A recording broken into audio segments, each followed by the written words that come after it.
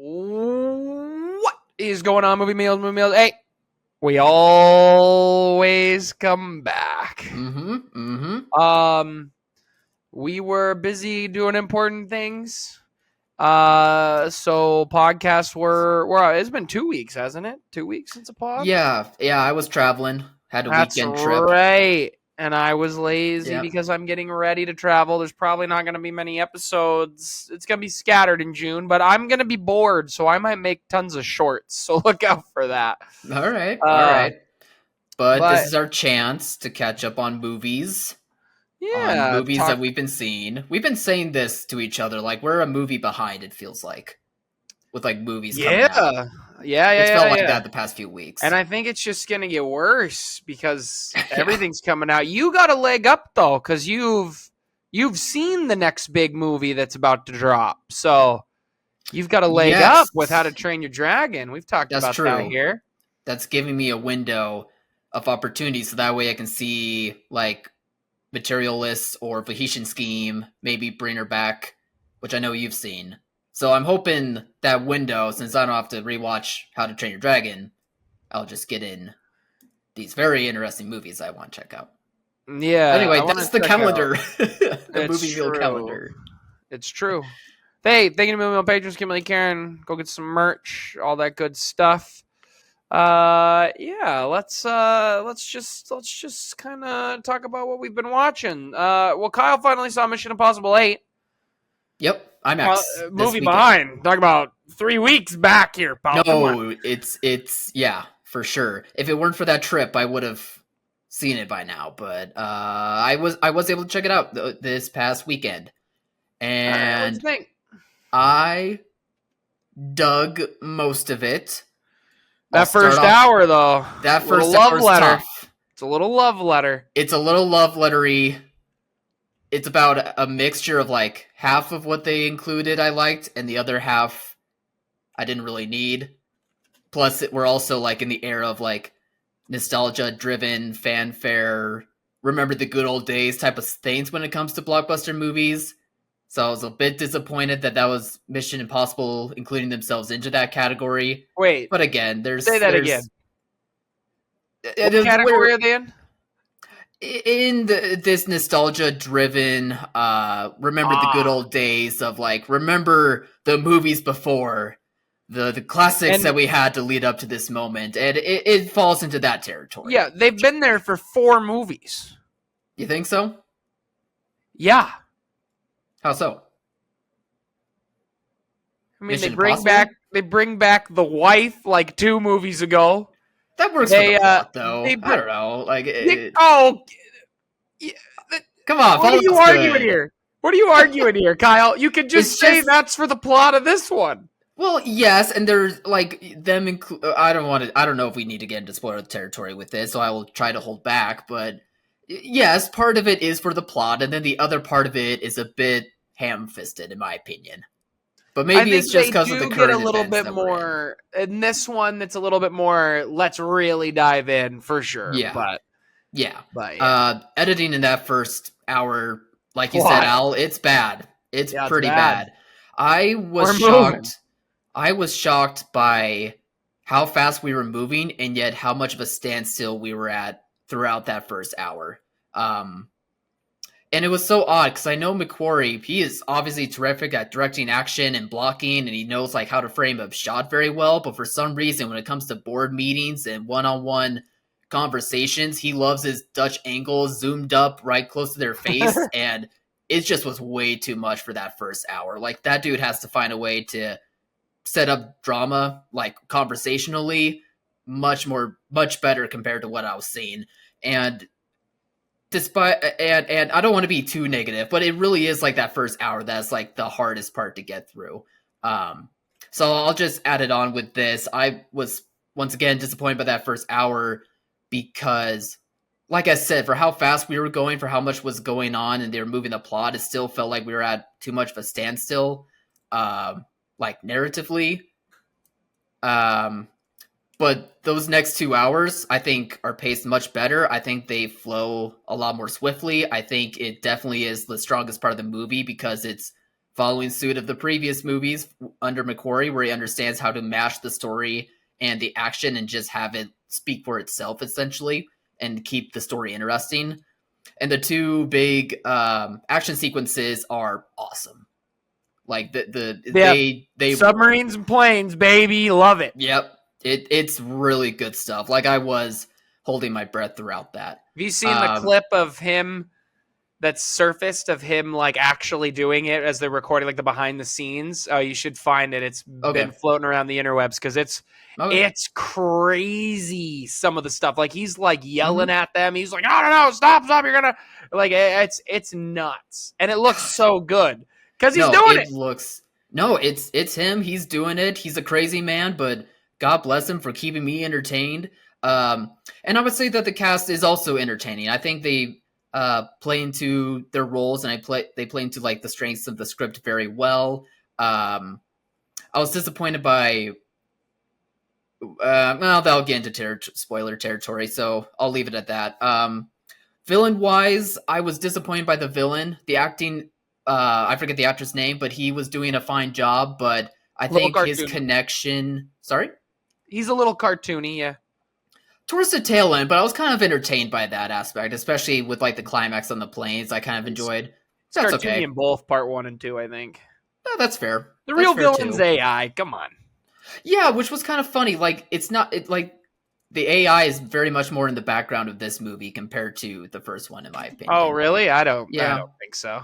Well, I mean, just in terms of like its presence, I suppose. But that is a positive that I do want to bring out now that I'm thinking about it. I do think for this threat, they really did a great job at nailing like the worldwide stakes of everything very well. Whereas in the past few movies, like they make it at more of like a 1 or 2 country type of level threat, which is fine. Like that's not a complaint, but I just appreciate them being like, you know what? It's a heavy 3 hours.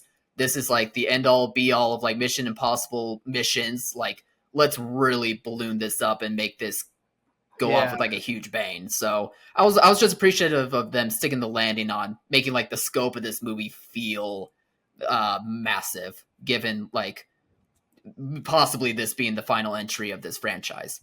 Going back to the villain, I was just disappointed by his connection to Cruz Cruz's Ethan Hunt character, because they made it seem like they were going to really like tell you the backstory between the two, because they hint like he's responsible for Ethan Hunt having to have no other choice but to sign up for being a part of MIF, but it kind of just comes and goes. Like it's explained rather quickly and briefly, and it doesn't feel like it's so important to the story as much as they really want you to think it is. So just from a narrative and a writing point of view, I just thought that was very disappointing for a 3-hour movie as well. Or 6 hours is technically like 2 movies of one story. Come on, so. 245, 3. What are you rounding up there, Han Solo?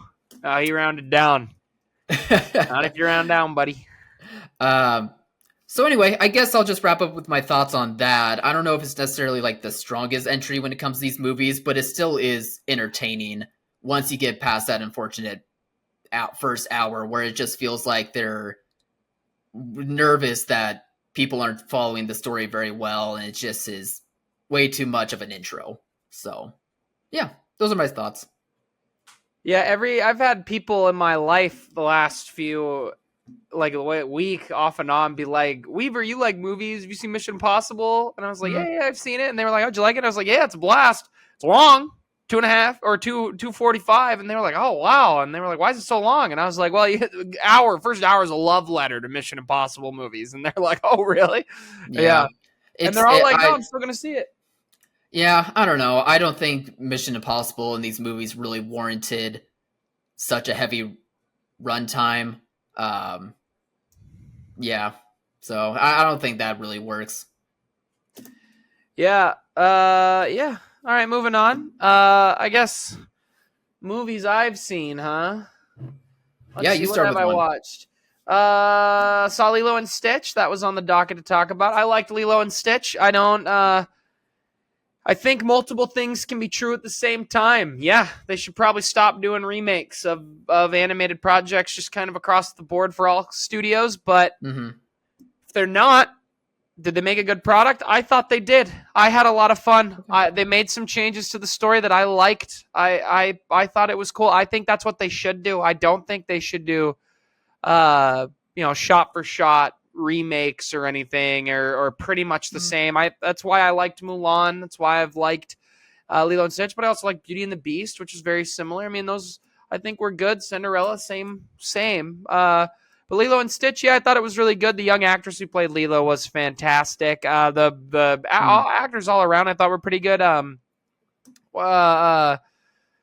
Galifianakis was a little goofy, but I've seen him get a lot of hate. I don't think that was on him. I think that was on the decisions by the director and Disney to be like, this is the direction we want to go, Zach. So this is what you're gonna do.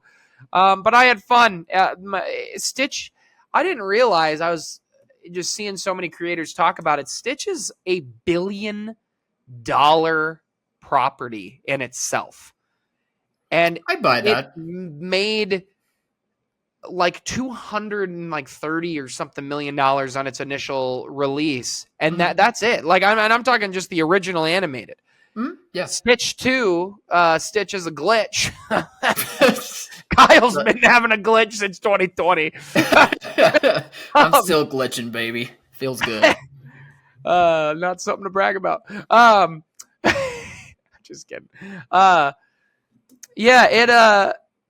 then they were saying that it's been so popular in its parks and like all this stuff that it has become $1 billion property, and that's really crazy. It's been the talk of the town of the 5-year-old scene around my work. Like kids, everybody's like, I saw Stitch. I want to go see it again. Like, my mom's going to take me again. Everybody suddenly Stitches everywhere. Everybody's got Stitch shoes and stuff. And it's like, all right, pretty. And I'll tell you this, the showing I saw it in was full of kids, full of adults. And I've been fairly lucky from some horror stories you and other friends have told us in the theater, which is weird being in such a major city in the country. But that was maybe the best behaved crowd I've seen in a long time. The kids laughing when it was appropriate to laugh. I think one kid yelled something at the very end, which was a little out of place, like an 8-year-old. But that was it. And it was like, kind of made sense as a kid for what was happening in the movie. But yeah, I liked it. I thought it was good. Thought it was a good time. And my big point too with this is just kind of a bone to pick with some reviews I saw of Lilo and Stitch, where it was so heavily focused on, why didn't they do what they did in the original? Why didn't they do this? Why didn't they do this? And it's like, all right, go watch the original. Like, that's like, I don't know. I think when you talk about these live action remakes, comparing and complaining are two different things. You can compare them, but when you start to get the point where it's just, all right, it's not everything I loved about the original to the exact minute detail where I really did just want a shot for shot exact remake. Now I think you're being a little ridiculous. That's just that's just how I feel. Do you think we're gonna do a How to Train Your Dragon review? Out of curiosity, are you gonna go see it? Well, I'm gonna go see it. I want to see it. Right. And Autumn really wants to see it. And I know that everybody's been talking about how that's pretty much a shot for shot remake. That's been floating around pretty heavily. Gotcha. I've seen multiple people talk about that. Okay. And you alluded to it. Yeah, I did allude to it. Between that and Lilo, and just thinking back on the past live action remakes of these animation properties aimed towards kids, but are for like all audiences. I've just have come to the conclusion that it's hard to remake them and hard to know the fine line between like what is appropriate to change and to like still have the same emotional beats that the original did, but like just with a different twist, versus should we just go shot for shot remake and just make everyone happy? But then at the same time, it's like, okay, then what's the point of me being here outside of, I don't know, you not wanting to watch the animated version, but now you get a live action version, so it feels like a real movie, quote unquote. I feel like that's kind of part of the reason why we're having these remakes happening, is to appease to like a demographic that thinks in that way. Just as I've looked back on this phenomenon the past few years. So I don't know. I just have to, lately I've just been having this weird mixture of like, obviously the end game is money, but what is the fine line, or what is the right way to do all this? Not that you can't remake movies in general, but I think especially for like these types of movies. You bring up an interesting point I want to expand on. I'm going to put it from the perspective of the creatives for a minute here, because they are playing in a different field than when the originals came out, because the originals were just, we're making a kids movie for kids. And now that's not what they're actually doing. Their demographic is mainly targeted towards kids, but they are definitely making all these live action remakes with the nostalgia thought of kids or people in their 20s and 30s who grew up with it. They are actively like, we want to do both. We want it to appeal to them and to the kids. And I think that's where these movies end up becoming so difficult to make and so divisive, because they're not just targeting one thing. And sometimes they try to, and sometimes they don't. Where I think Lilo and Stitch really tried to do a little bit of both, to try to appease to both, but make it a little bit newer of a story, change a few things, and focus more on kids, where maybe something like How to Train Your Dragon, it sounds like, or I just had it in my head, like the live action Lion King, where it's really just, I'm going to pretty much do the exact same movie. Yeah. And we're just doing that because we want everybody who grew up with it to be like, cool. And we want everybody who didn't to be like, cool. Like, and then it ends up not really working, because then you do be like, why are we doing this? If we're not being creative with it, why are we remaking it? Why don't we just go watch the animated one? Like, what are we doing here? I think what's scariest to me is that by doing this phenomenon, you are it almost feels like adults aren't trying to encourage kids to check out these older animated movies and just have the kids go see what's new. Like, I feel it worries me that there's like a lost curiosity factor and a lost attempt at parents giving kids a chance to like check out these older movies. Maybe that's not a fair way to like think, but I just don't know what's going on. Someone around kids, yeah, please tell me. Yeah, I think it's actually not a matter of them not watching it. I think it's a matter of parents, and this is just from what I've seen, because I've been around a lot of parents, a lot of kids. But the thing I see is that a lot of parents are actually a lot more lenient with older, mature material so fast that you kind of gloss over some of this so quick. Or it's the extreme opposite. There hasn't been like, all right, you're 5 now, let's introduce this. You're 6 now, let's introduce this. It's like half the kids I see are 7 years old and they're still exclusively on Bluey. Or they're 6, 7 years old and they're not necessarily maybe watching it, but they constantly are watching like scarier things, older, mature content on like, and when I say older, mature, I mean stuff that's more for teenagers. Like things that they see on Fortnite and shorts. Half my kids, when I say, what do you do on YouTube? They say shorts. And you know that algorithm is just going to gear you up eventually towards seeing something you probably shouldn't, even on the kids' platform. So yeah, it's very possible. I feel like it's more of that than not seeing it. I know I expose it because Lion King's on, okay?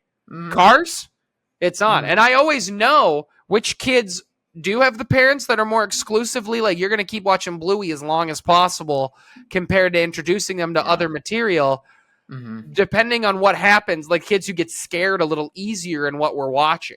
Yeah. Like Lightning McQueen like spins out and I got 3 kids screaming. I'm terrified. It's like, God, he didn't even flip. Yeah, I think I could see that. I could see where you're coming from. Just with so much change and how kids are growing up with so much all at once, I could see that being like a reality. You could go ahead. Well, I had another interesting point that's kind of on the same subject, but a little bit different. Just kind of, I guess not even point, just kind of interesting. But I was watching a video the other day of people talking about the live action Attack on Titan movie in Japan. And it's very interesting because I think and I could be wrong because I'm not as weebed up as many are. So if you are much more of a weeb, please comment because I'd be very curious to know. Maybe you got to whip out Annie Essay, shout out to him, and say, "Hey, pal, why didn't you give us a little insight here, bud?" Yeah, I'd love to hear that from him. God, the last thing we need is that ego going. Not on our channel. But I think that they tend to really love when an anime tends to get a live action version. And it's really interesting. And even when they're like really bad, but then over in the West, I feel like we just don't, we don't do that. And a lot of the times we don't enjoy the animes. I know a lot of people don't love the animes when they rewatch the live action versions. And anime is a very different medium than our style animation here anyway, with some of the stuff they do. So it's a little bit harder to do a live action, but it's just interesting. Just interesting. Yeah. I also need to accept that I'm at the point now where I do need to accept that my experiences and how I grew up is not going to be the same as like this next generation. Obviously, they are going to have different and newer influences of like entertainment, and mine is obviously very different, or was very different. And so part of my conversation, part of my thoughts with this could lie in that. Like, I just need to accept that times have changed, but I do think I am making a point here that it's a weird middle ground, or not middle ground. What's the word? It's a weird in between awkward phase that we're at of like, what are we trying to do with these types of remakes? Are we trying to encourage them to go? Are we trying to erase what we did in the past? Are we trying to make the improvements on them? Obviously the answer is money, but what else could there be outside of that creatively? Yeah. So I don't know. Between what I've heard about Lilo and Stitch and between me watching How to Train Your Dragon, that's just kind of the conclusion I'm at. Honestly, that's probably going to be the review for the Dragon movie. But anyway, I just wanted to talk to you about that some. Well, let's just move on to another property that just riles us up, and let's talk about Karate Kid Legends, a movie we both got to see. Yeah, we did. We haven't reviewed yet. Karate Kid Legends. Hey, big Karate Kid fans over here. Okay, big Cobra Kai fans. Yeah, well, especially you, Al. Especially you. You act like you're not. I like Karate Kid, but you love Karate Kid. That was what you grew up with more so than I did. I did grow up with the movies. Especially the first two. Which are the great ones. They're excellent. Yeah, third one gets goofy, and then Cobra Kai starts excellent, and then it gets goofy and fun. But, Karate Kid Legends. Without any spoilers, I think we've both kind of talked about is boy, if a movie ever needed another 30 minutes to just breathe, it's this movie, man. It's this movie. It went in a lot of interesting directions, and it's an hour and a half. I noticed the runtime when I was waiting to get my snacks. We're in line to get snacks. I was just kind of peeking at the ticket, checking the seats. I saw 1:32 or something, and I was like, 1:32? I was prepared for a good 2. Why is Mission Impossible and this not swapping runtimes here? I could have just watched him on the sub and the plane and been good. Even the original Karate Kid movie was 2 hours flat. I know. I looked that up, and the second one was also over 2 hours. And it's like, what? Oh, really? Yeah. What are we doing here? What are we doing here, man? And granted, it's not like Karate Kid is the most complex story, but the original does do a great job at telling like an underdog story, but letting it breathe so that way you can see the kid's journey of what he's learning with karate and with his master, whose name I'm spacing Mr. on. Miyagi. Miyagi. Come on, put a little bit of respect on the man's name. I know. I'm sorry. It was a bad brain fart on my part. Yeah, this movie wanted to talk about paying homage. It started with paying homage. It does a couple little twists where it says, "Hey, we're gonna kind of take this story. We're gonna change a few things up," and I really like that direction. But boy, it felt so crammed with so many stories because they just didn't let the characters do anything. Every time they got to a moment where it was like those moments you see in the trailer where it's like, one tree, two branches. It's like, boy, we got through that in about 25 seconds. Jeez Louise, they're flying. Some of the scenes, this is where you can tell the editing's bad. You cut a lot out of your story because you're jumping from scene to scene, and instead of feeling like I naturally got to this part of the movie, you feel like I've been brought to the movie, that I wasn't along for the ride. I was forced to look at the ride. And it stinks because somewhere in here was a really good movie, I think. And it just kind of became a bland, okay movie because it just didn't breathe. But go ahead, chime in here, pal. Well, it's like you said, like you can see the nuggets and seeds of potentially good ideas or potentially strong character relationship moments. And then as soon as you get inklings of those, it just decides to go to the next scene and grinds it to a halt. And then you're starting the pattern all over again. Yes, it is bad editing all around. But at the same time, I also wonder just how much worse like the original edit of this movie was. Like, was it really like not strong enough to let things flesh out and breathe that it needed to be chopped down that much? So yeah, like you said, it was just very frustrating to see like obviously a story that works so well. We've seen it 5 times in 6 seasons of a show. Like you can do it obviously, but man, it just at times it felt like the movie was embarrassed of itself, and it really didn't need to. Like, would it have become like the best Karate Kid movie, or would it have been like a strong entry in this franchise all around? Probably not, but there still is like good things about it. The lead actor, very good, Juan, I believe his name is. Yeah, he does a very good job. Jackie Chan, very different from compared to the Jaden Smith version, but he's fine. Like he's very entertained in the role. And the supporting cast is fine too. I thought action sequences wise, maybe a bit too quick of edits in some moments, but otherwise it's strong. Like it's enjoyable. Yeah, I think the fight scenes were solid, and I think they wanted to. It felt like the director was suddenly getting to make the movie he wanted when they got to the burrows fighting and the kind of montages there, and it was like, all right, he's finally getting to have a little fun with this franchise, and then the movie's over.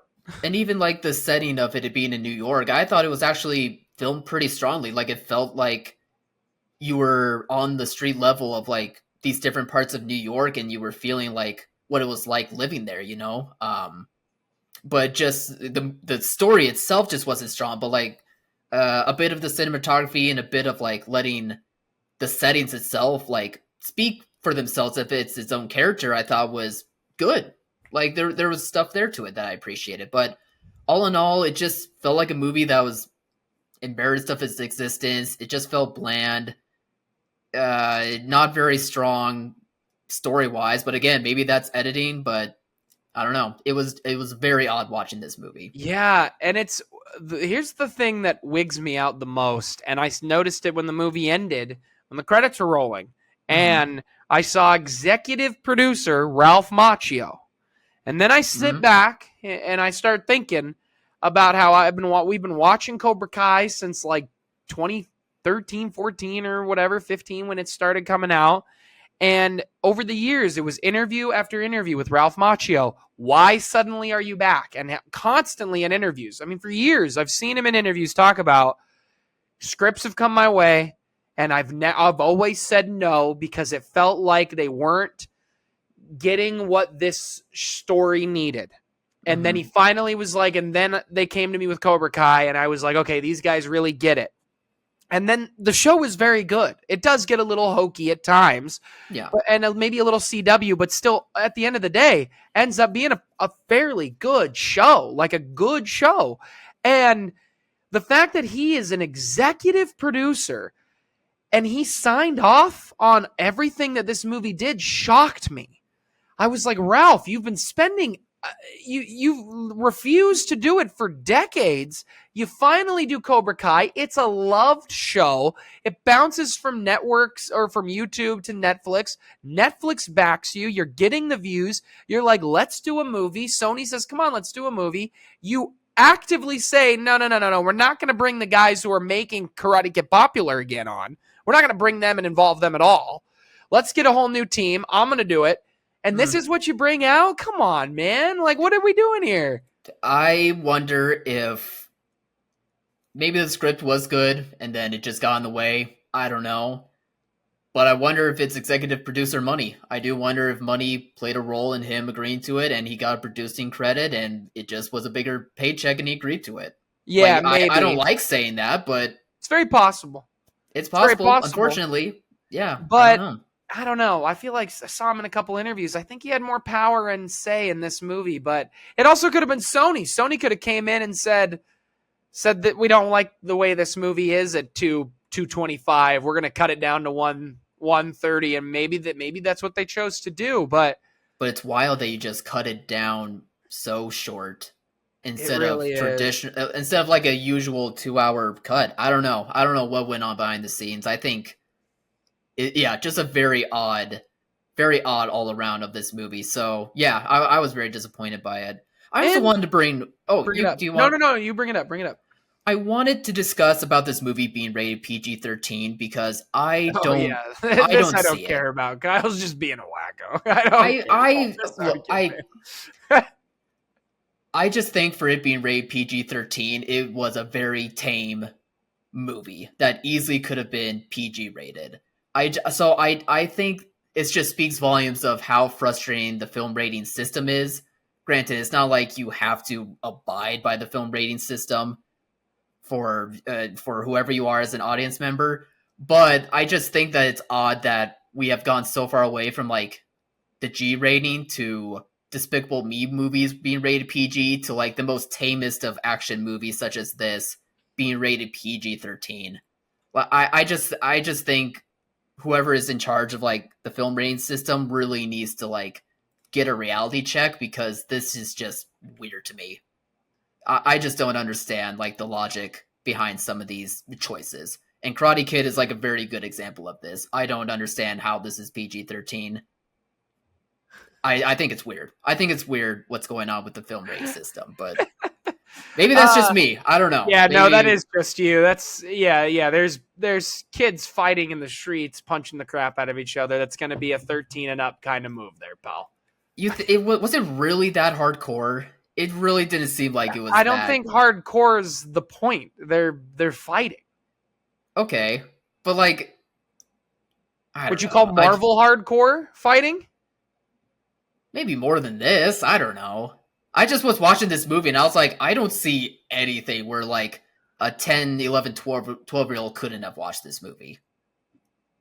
So I don't know. I guess I'm crazy. I don't know. I just didn't get it. When you watch enough movies, you truly can start to tell. When you want to actively like understand filmmaking and stuff, you can tell when editing does kind of become a problem, right? And it might not be necessarily the editor's fault. It a lot of the times can be, but a lot of the times the editor doesn't have final say in actually what the edit is going to be. It is the director, the producers behind them going, no, we don't want that. Take that out. And the editor might be fighting them for their lives to keep a couple great scenes in. And an editor can save a movie. But I pulled up the editor, the main editor, Dana, and this is no shade on her because I'm looking at her credits and there's just some crazy stuff here and I just think it's interesting. But she edited Juno, awesome. Up in the Air, awesome. Yeah, that's a good one. No Strings Attached, awesome. And now this is what made me have to share this. Draft Day, Kyle's number one film of all time. Yeah. And then you get up to Creed 2, and you're like, okay. And then you get to The Mandalorian, and you're like, I like Mando. Yeah, that's good. And you get to Ghostbusters Afterlife, and you're like, all right. And then you get to the Book of Boba Fett. And then you're like, Dana, what are you doing? Depends on the episode. We don't know what episode she did. I feel no, she did the series. No, it does say one episode. She edited one episode. Okay. Oh God, was it the Spinny Guy episode? That'd be so funny. That would be kind of funny. And then she did Ahsoka, so she's really in the Disney family. And then Karate Kid Legends. And this is no shade on her.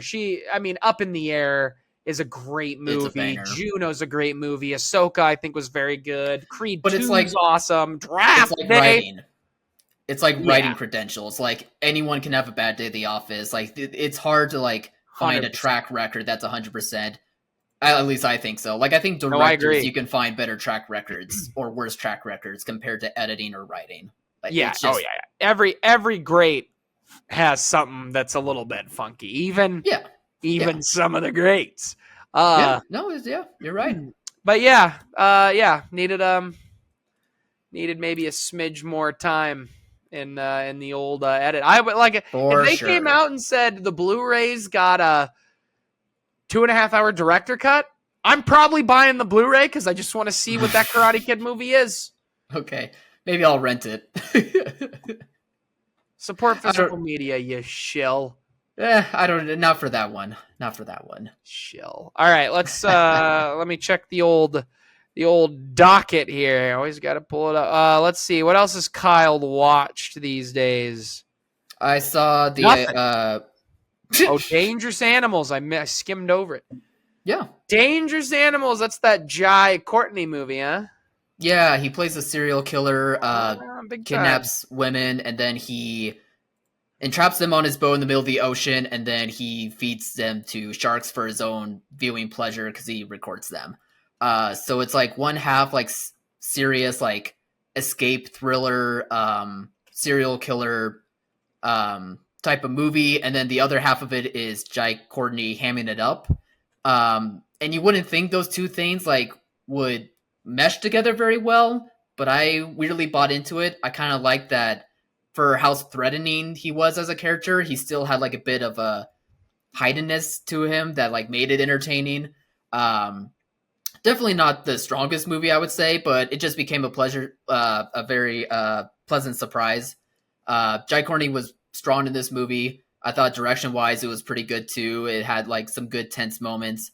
Kept me intrigued in the story. The lead actress I thought was good in it too. I guess I could look up her name. I probably should look up her name. Yeah, it's probably her. I just don't remember it now. Was the character?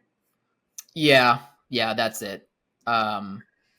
She was good too. I don't know if I've seen her in anything that I can think of, but I thought she was a good lead for this level of movie. So I'm curious to see if she'll get more work after this. But all in all, just a fine time if you want a movie that to check in and out on and have quite a bit of a ride with it. So yeah, thumbs up for me. I thought it was good.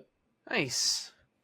Yeah, I've seen a couple other movies these days that I know Kyle and I wanted to talk about. Let's do it. Saw Bring Her Back the other day. The follow up from the YouTube. Hey, shout out to them.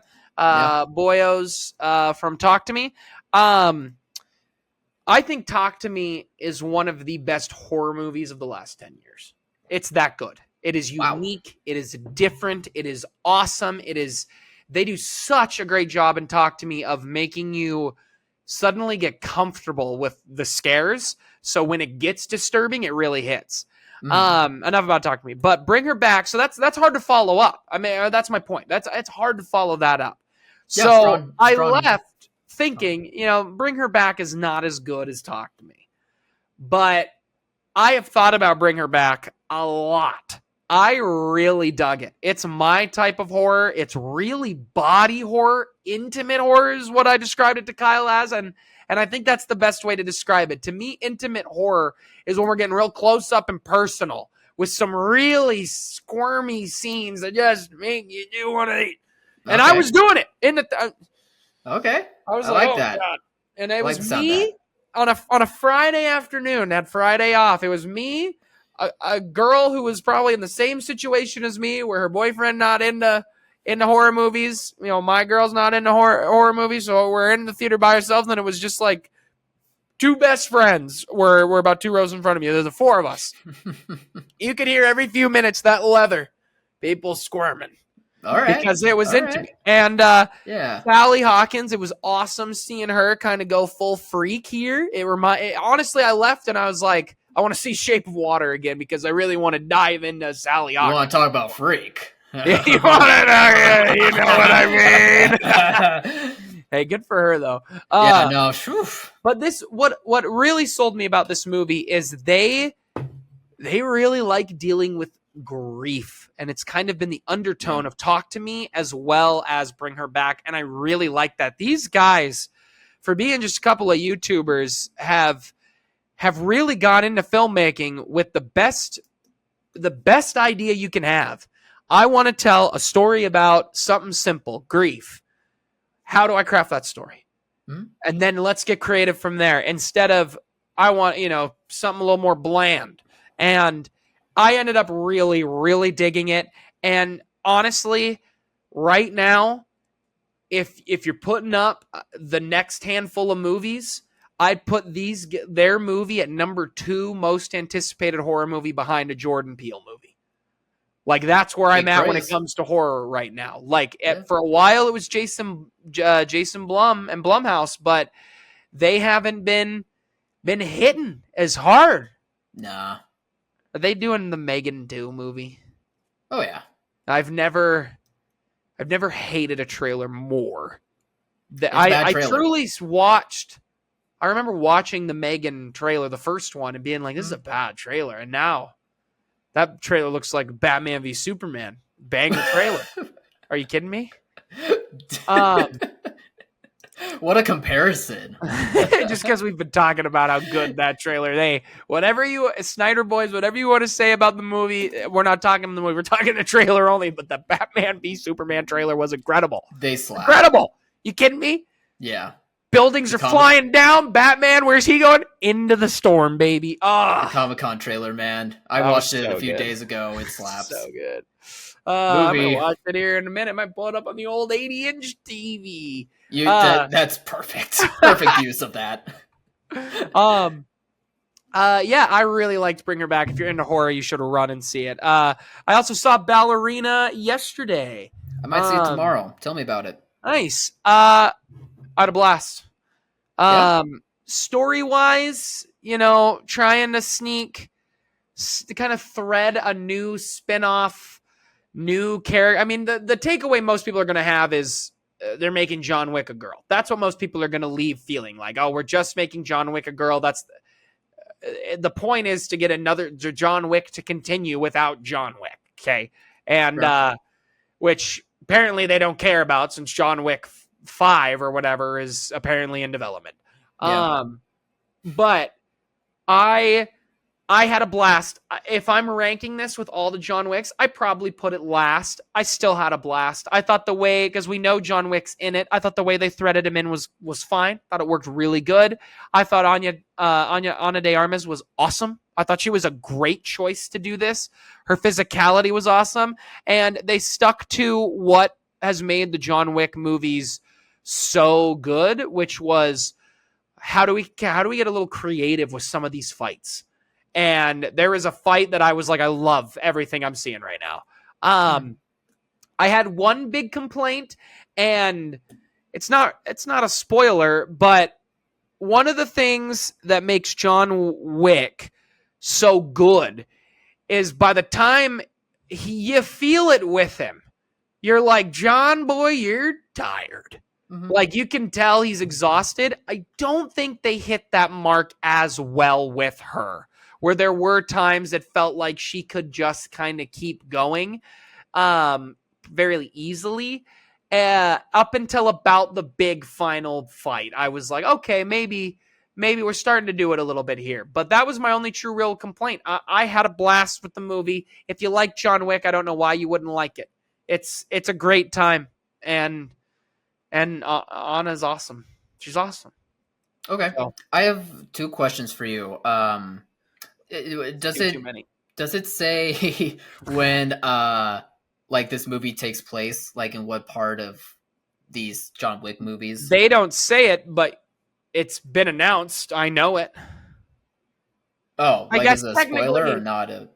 No, it takes place in between the 3rd and the 4th. Okay. Yeah. When they announced they were doing Ballerina, they said that was when it was going to take place, because that's why he's in it. Hmm. Okay, so that's cool. And then my second question was, from what I've read, it sounds like there was a lot of reshoots going on with this movie, which to the point where like Stahelski, who directed the other 4 movies, like was brought in to like help with like some shots and stuff like that. So I guess you're answering my question now. If you like noticed, didn't know, didn't feel in the movie at all. I'm trying to. Well. Like the different visions or like different ideas from like different directors. Did it feel like it mashing up too in parts? Thinking back, I did think that some of the fights at first didn't feel as good as some of the later fights. Where at first I remember thinking in the theater, like, I was like, this is a good fight scene, but it doesn't feel fully John Wick quite yet. Right. And then we started to get there, and I thought it maybe was just me, that maybe I had to get past a barrier to kind of get that it wasn't John. It was a different character, but... Or maybe just story-wise setting the stakes of this being the first fight, and then the next fight is better, and then the next fight is better. Yeah. Like maybe you're thinking that too. Sure. Yeah, definitely could just be that. I'm trying to see here what you're talking about, because I had never heard any of that. Okay. Let's see. Reshoots are new shots meant to protect the franchise, says Ian McShane. That was on IMDb, but most of this is coming from Screen Rant and MovieWeb and Cinema Blend. And they're not necessarily the top tier when it comes to stuff. But Ian McShane, now I'm seeing an exclusive from Collider, who's a bit better, although they're starting to become a bit of a Screen Rant. Yeah, they've been there for a while. But even still, Ian McShane says how it is. Like, I feel like he says it how it is and doesn't care. So if it does come from him... He said, I don't know. Everybody... When you announce everybody's doing reshoots, everybody goes, this is his quote, "It must be terrible. They're reshooting." They say, no. It's a big franchise like this. We did the original film in late 2022 and early 2023. They put it together, and then we went back and decided that what they thought of originally, the emotional resonance, would have more about her if you had an opening sequence where you saw her as a kid.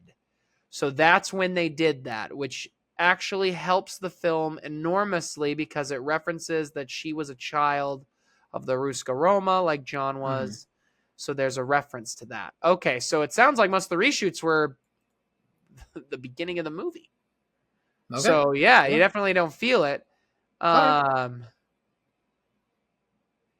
now he's talking a little more spoilers in this later quote. But yeah, maybe I fell for clickbait. I don't know, but I thought it came from some good sources, but well, I mean, it sounds like those reshoots came straight from him. Everything else I'm seeing about Chad Stahelski comes from Screen Rant and a Reddit post. Okay. This is a Reddit post. I don't know how much you want to take into that. I'm not seeing anybody else talking about. Oh, there's an IMDb article about it. Let's see. The link to the original comes from comicbookmovie.com. Yeah, and I'm not a fan of their writing. No, I don't think they're top tier. Well, hey, I will take back what I said then. Maybe that is incorrect. And if Stahelski, I keep wanting to say his name wrong, if he came and did some reshoots, cool. The movie ended up being really fun. And this actually goes back to a point I wanted to say about Karate Kid Legends. I do think summer's feeling packed. It's a weird time to put these two movies behind a Mission Impossible and Lilo and Stitch, because I think other studios must have really not thought they were going to do well. And I think you really underestimate Stitch. And that's your big problem. I just wonder if the studio didn't think this movie was that strong, so they squished it behind a very crowded date, which is such an annoying trend. I think that's more true with Karate Kid than that's what I mean.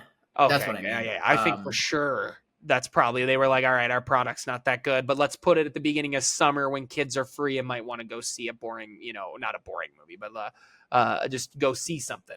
Yeah.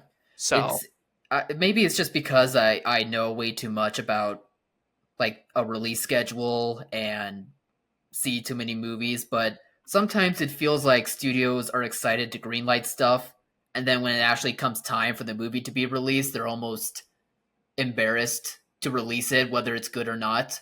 So they just do everything they can to foil their own idea. Yeah. But again, it's probably me just knowing way too much of the industry and following the industry way too much. But just the last couple of years, that's what makes our podcast better. Is noticing that stuff and calling it out. Yeah. Put us in charge.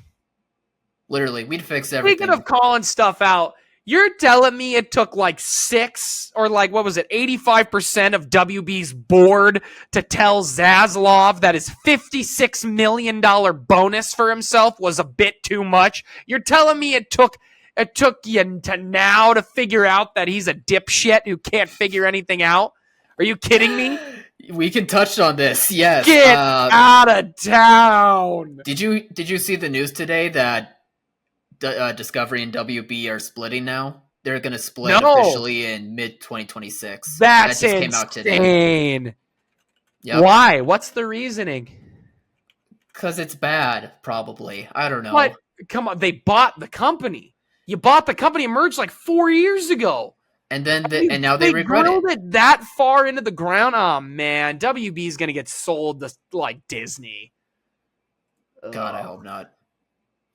We don't need this to we don't need more monopolizing these. We need competition. If WB actually was about if it was feeling like it was very serious that Disney was going to try to buy Warner Brothers, I think politically something starts to change because they don't have full rules around monopolization, but we can't just have Disney putting out movies. That wouldn't work.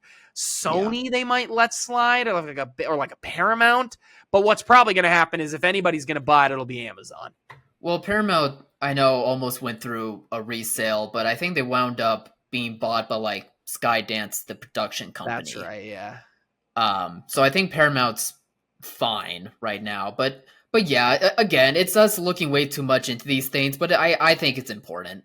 I think it's important to be looking into this stuff because, like, lately with it's true. The way that these companies just wheel and deal and they just only care about results and headlines rather than, like, the actual movies and making a profit, even if it's, like, riskier profits to, like, do better. I don't know. Like, it just feels like every decision they make, whether it's advertising, whether it's production, whether it's green lighting things, like it just feels like they just want to shoot themselves in the foot and have a headline about it rather than actually like being successful. And now this is the state that we're in. So this is from Variety 13 hours ago. Warner Brothers Discovery grappling with declines in its overall business said on Monday it planned to divide the company into 2 publicly traded entities. One, so they're not technically splitting, but they are technically splitting. You know what I mean? Yeah. One devoted to streaming and content production and one devoted to traditional television. Warner Brothers Discovery CEO David Zaslav will remain as the leader of the streaming-focused entity while Gunnar Wendefels, the company's CFO, who has become known as finding new ways to cut old costs, will lead the TV company. The separation is expected to be completed by mid-2026, subject to closing and other conditions, and the bulk of the current company's debt, nearly $38 billion, will be assigned to the TV entity. So they're taking all the debt and they're moving it to the traditional TV side to make streaming look like it's crazy. Did you see? I don't remember exactly what it was, but there was also a report, I think, from like a Disney exec who told like a celebrity or something that streaming was one of the biggest mistakes they made, and everyone knows that now. They're going downhill, because it's just cable. Nobody wants to pay $200 a month for 50 subscriptions. I want to pay $100 for or less than that for a handful. Like that was the point. I think this is our topic for next week, like one of our big topics for sure. So we don't need to keep going because we're already running low on time. But yeah, the sky is blue. Like this is obvious. But no one in the industry wants to admit it. This company is emulating a strategy recently put into place by rival Comcast, because that conglomerate is breaking up NBC Universal, which plans to place the bulk of its cable networks in a new publicly traded spinoff called Versant, while keeping its broadcast and streaming assets under the NBC entity. Interesting. See, I do find this stuff very interesting. Yeah, but it's because we can definitely talk about it more. We do care, and we'd be better at running it. And we're schmucks. We're schmucks, big time. But all right, let's tie on us. All right, guys, what do you think of today? Comment below, let us know, like, subscribe, comment, and share. Thank you, Meal patrons, and as always, thanks for watching, Mom. See you guys.